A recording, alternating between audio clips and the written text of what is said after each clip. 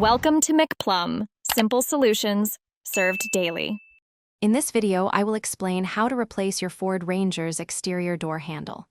This is a common repair that you can easily do yourself with a few basic tools.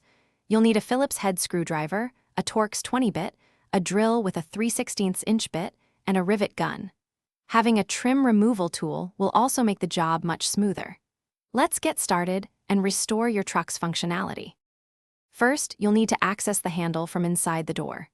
Begin by removing the interior door panel, which usually involves a few Phillips head screws and some gentle prying. Disconnect any electrical connectors for switches. Next, carefully peel back the vapor barrier to expose the handle's mounting points. You'll find 2 rivets holding the handle. Drill these out. Finally, detach the operating rod by carefully prying off its plastic clip. Now, let's install your new handle. First, connect the operating rod to the new handle, ensuring the clip snaps firmly into place.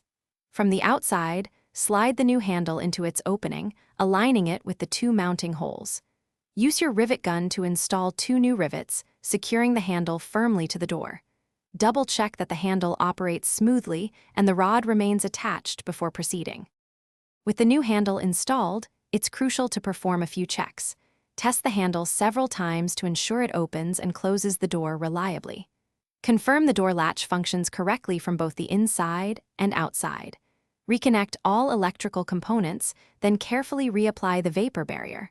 Finally, reinstall the interior door panel, making sure all screws are tightened. You've successfully replaced your Ford Ranger door handle.